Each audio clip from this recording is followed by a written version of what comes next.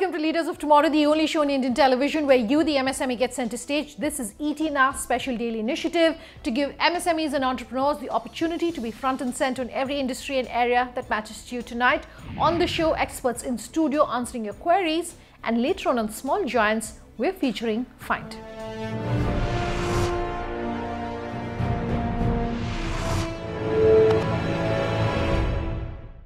All right. Gentlemen, as always, thank you for taking the time. Tonight we've got quite an interesting bunch of questions. So thanks for taking the time as always. Our first question tonight is coming to us from Neeraj Singh. Neeraj has sent us this email. Here's how you can also reach us. leadersoftomorrowtimesgroup.com is our email ID if you want to send us your questions. Neeraj has a bunch of questions in fact. So the first one he says is, what's the best way to get access to HR consultancies in India to get them to post jobs online? The second part of his question, what are the best free marketing tools available to promote a business online which is not a Facebook or not necessarily social media? And what's the best time in India to post on social media, whether it's Facebook, Twitter, Instagram, etc. Sounds like he definitely needs to be hiring or engaging a marketing agency. But if he's looking for advice free advice, if I may add, from experts like you, what would you say? So it depends if you're a job seeker or someone who's looking to employ someone. And I think HR consultants themselves have been disrupted to a large extent with the onset of things like Monster and Naukri. And I believe that you can find great profiles there. People themselves are uploading information on LinkedIn, and they're publishing what all their expertise and skill sets are.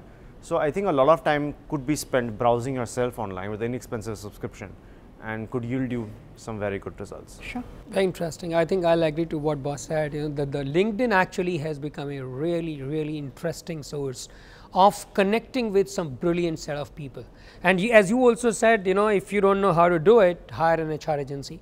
Or maybe he's talking about the marketing part as well. So maybe hire someone. So a lot of things we can't do ourselves. I think one realization entrepreneurs have to have is that they are not good at everything.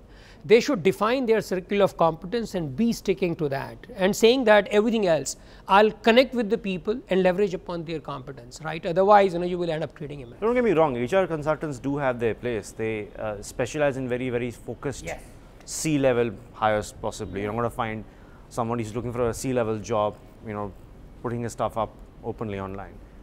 So on certain tactical issues, they definitely could be engaged, for skill sets that are widely available or very specialized.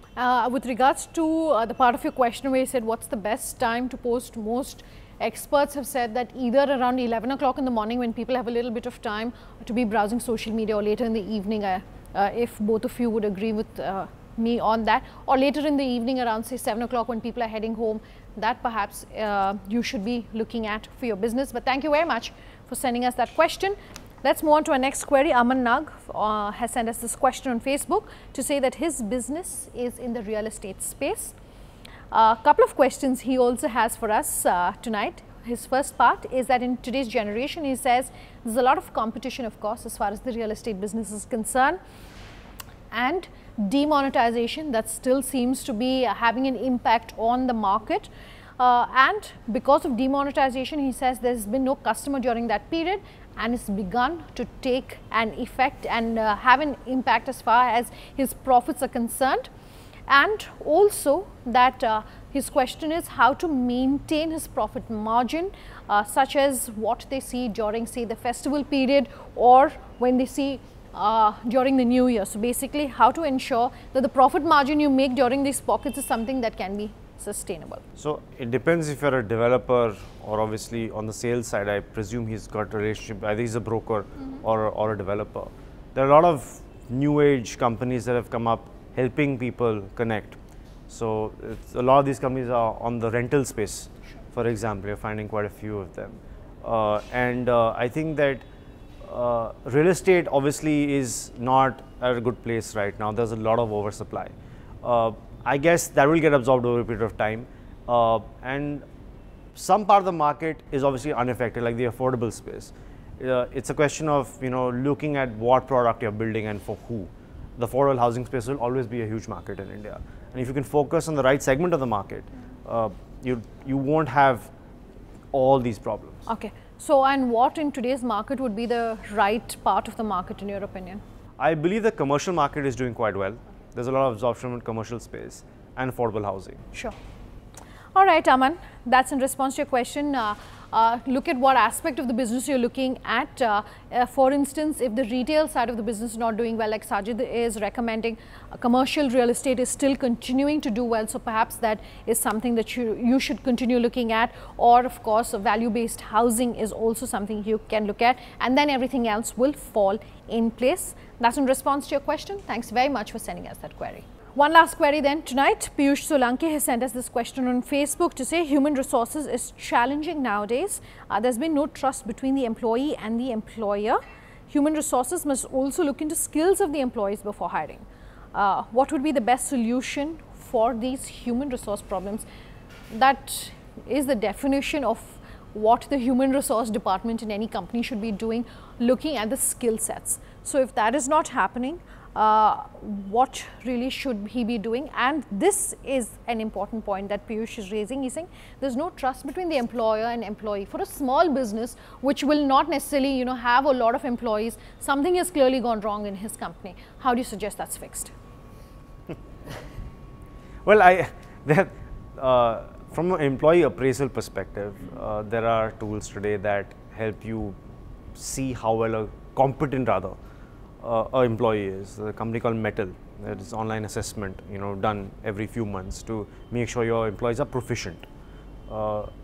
Trust part of it, I think you have to find someone who aligns with you long term and shares the same vision, and obviously empower them in a certain way.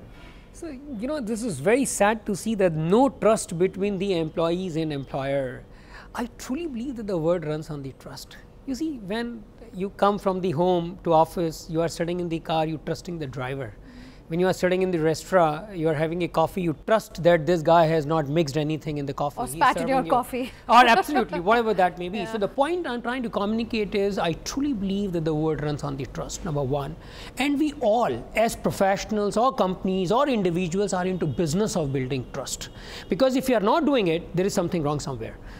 Any company you look at, selling any product or service, you are actually building trust.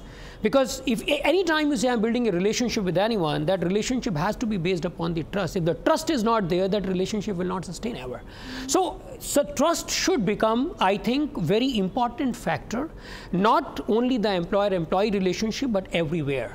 And if that becomes the base, your every action, your every thought, your every word will start moving towards that. It's a culture which is to be created. It's an individual issue. Again, I come back to all the points saying resolve the issues with openness, with dialogue, with engagement, because that's the only way. In the small companies, where there are not 500 people, there are maybe 20, 30, 50 people, and you can engage with them. It should work as a family. And family means that there is a basis of trust. If there is no basis of trust in family, family can't stay together. So that's the answer to this point. They should try to create a culture, and there are people who are professionals available who can answer, or who can basically induce that dose of the cultural shift which can be based upon the trust. Okay. And soul searching. Absolutely. All the time for that. Do engage in a little bit of soul searching to understand where perhaps what has gone wrong. If you're saying there's no trust between the employees and the employees, because that's clearly no way to do business. Out of time on the show. As always, thank you so much for your time. Thank you very much. Time for a break. On the other side, Fynd is our small giant tonight. Do stay tuned. We'll bring you more on that company.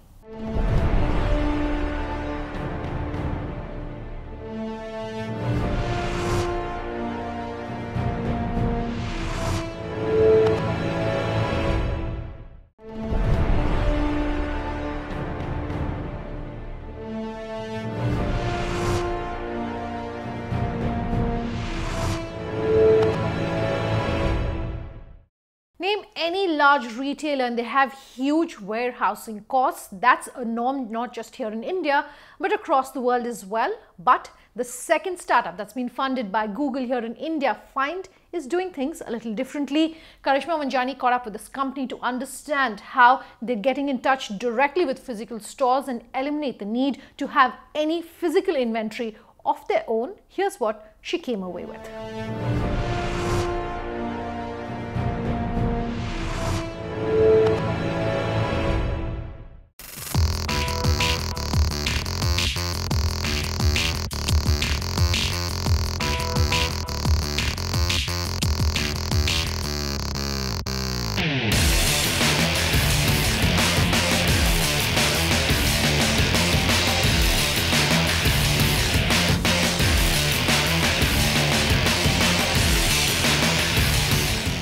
shoppers who enjoyed the convenience of shopping with a click are now facing the issue of returns.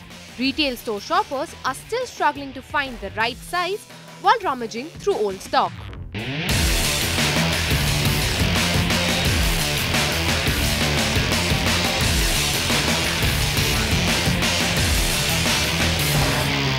According to me, for me, offline shopping is an emergency shopping. Like I usually go on the last moment. Online shopping sometimes even for exchange it takes quite a few days. So you may lose the charm of shopping. And cutting through all of this clutter is the fashion e-commerce portal we feature today, Fynd. Bringing offline in-store merchandise to their online platform while keeping no inventory on their own. Their unique business model has made them one of the heavily funded startups in the apparel domain.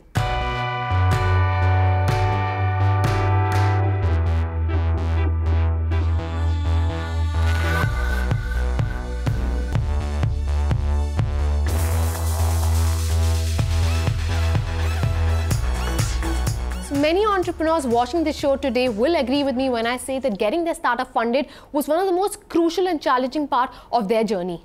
Simply because there are so many startups today that are vying for funds. So sitting with me today in studio is Harsha, co-founder of Fynd, one of the startups that has found an investment by Google. This is only the second investment of Google in India. So there are some cards that Fynd has dealt right, and here we are decrypting it. So Harsh, welcome to Leaders of Tomorrow. Thank you very much. Let's dive straight in and talk to you about the fund. How did you manage to get it? And in your personal opinion, what is the ideal pitch to investors and VCs? All right. So I think firstly, we're very lucky to get it, honestly. I think as you said, there are so many startups vying today to get funds. And yes, it is a very crucial part of a company's journey. I think for us, what really helped was we had unwavering focus towards our mission of working with retailers, traditional offline retailers, and making them digitized. And I think somewhere the worldview between Google and us actually aligned. So how do you plan to use the latest round of funds? I think we've got some great plans in order to utilize these funds to grow the company forward. I think first and foremost is in investing in our technology capability. I think we hold ourselves very highly when it comes to our product expertise, and I think a lot of money will go into ensuring that we've set the right platform in order to sustain our next level of growth. A lot of it will also go towards building up teams to help get the larger stores and brands onto the Fynd platform, followed by, of course, marketing and customer acquisition. Okay, so talking about the Fynd platform, let me just highlight that a little bit for our viewers out here. Fynd sources merchandise from offline retail stores, That's branded right. merchandise, That's right. gets it onto an online platform. That's right. How has the strategy worked out for you given that you have no inventory? That's right. So I think one of the cornerstones of Fynd was our belief that I think the way inventory today has been allocated towards multiple channels is very inefficient, right? So for us, the focus was, let's understand what the store today faces in terms of the largest challenges, which is inventory utilization. And let's give that inventory the maximum chance of selling anywhere and everywhere. And that was our focus as Fynd.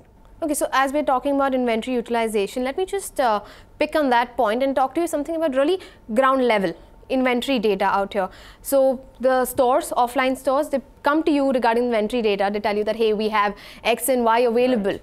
How do you ensure that you don't find yourself in a soup when you say that, hey, you know, we're selling this merchandise on our platform, but well, now it's not available because it just got sold? I think, Karshman, that's a very, very important point and a very important question. I think the largest challenge is being able to integrate in stores with a way to get inventory information in real time and accurately. I think that has been the single biggest challenge for us. Sure. I think what helps us is the fact that over the last 5 years, we've been able to identify certain signals in the data which tell us whether a particular product is actually there or is it only pretending to be there.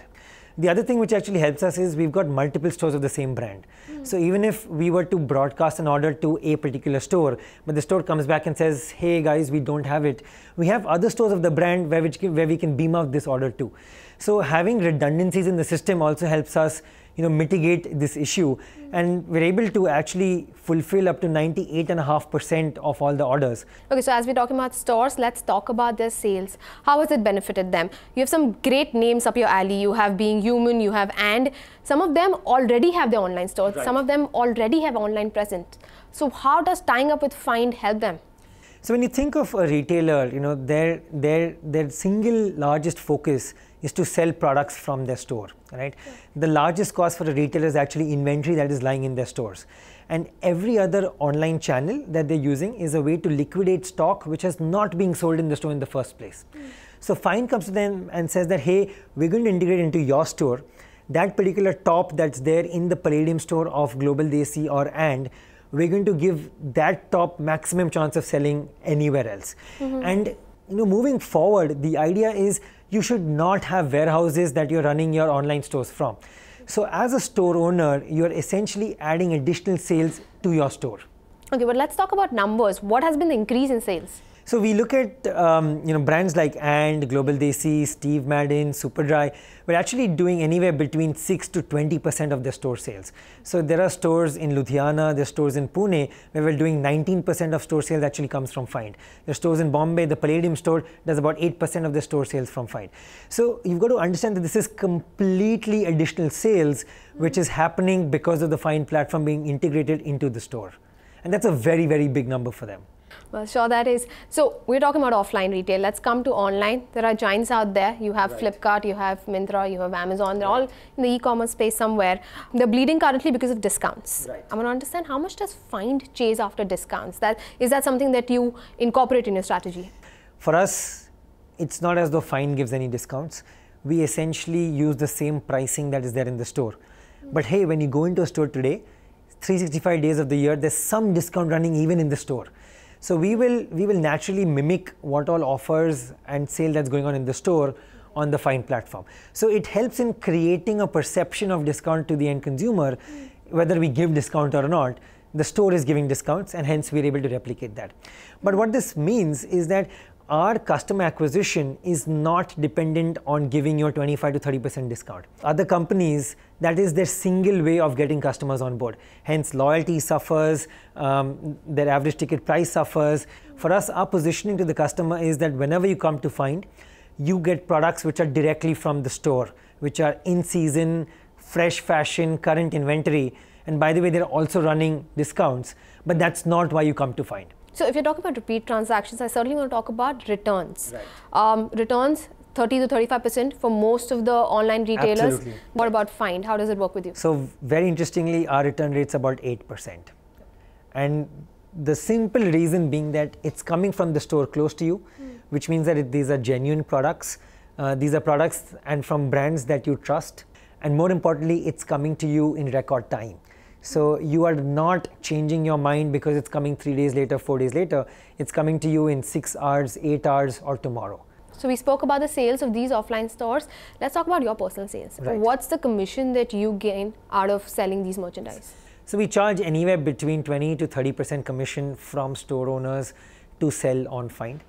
And we don't charge you anything on top of that. So we will not come up to you with a bill of logistics services. We will not come up to you with a bill of marketing and banner space, which all the others end up doing that, right? So for us, it's a straightforward 20 to 30% commissions. There are no hidden charges whatsoever in this. Okay, it's interesting you speak about logistics, maintaining logistics, that's picking up from the store, delivering, you have customer acquisition charges, you have marketing spends, you have so many of them. Keeping all of these aspects in mind, I want to know what's your operating margin like, because that's something that investors really look at. Absolutely. So I think it's very important for an e-commerce company not to lose sight of the operating margins. I think over the last 10 years, because of the availability of capital, you've seen a lot of companies not being focused on unit economics. I think we've gone through a stage where we've always had the paucity of capital, and hence we've been ingrained with doing things the right way. For us, operating margins are anywhere between 8 to 12%. The reason is that we do not have any warehousing costs. We don't have any inventory costs. Our returns are very, very low. So in general, our loaded logistics cost is lower. Yes, our forward logistics cost may be more than some of the other e-commerce companies, but we make up for that by not having warehousing costs and having lower return fees. Okay, so by any chance, would you say that your business model somewhere cannibalizes the store sales? So I would say absolutely not. I would say it actually adds to the store directly. So it's not as though online shopping is going to go away anywhere, right? Online shopping is here to stay. But in the existing format of online shopping, that particular order goes to the warehouse at the expense of the store. In the Fynd model, that order always goes to the store close to you, which means that even though the customer is shopping online, the store that's close to the customer is still getting the benefit of that sale. Okay, but let me just close down this interview on a different note. The Indian funding scenario is such that unfunded startups are now riding the wave at BSE, whereas the ones that are funded are somewhere bleeding. Right. What do you think the future of Fynd is in light of this? I think you see a lot of firms dying down because of lack of capital. They were surviving on capital given by someone else, and I think that has resulted in the downturn over the last 1.5 years in funding cycles. But for us, I think funding remains crucial. It is difficult for sure to raise capital in such an environment, especially for e-commerce companies. But I think companies that are building the business the right way, you will always have investors who will have trust in you. Okay, thanks a lot for joining us on Leaders Thank of you, Tomorrow, Karishma. Harsh.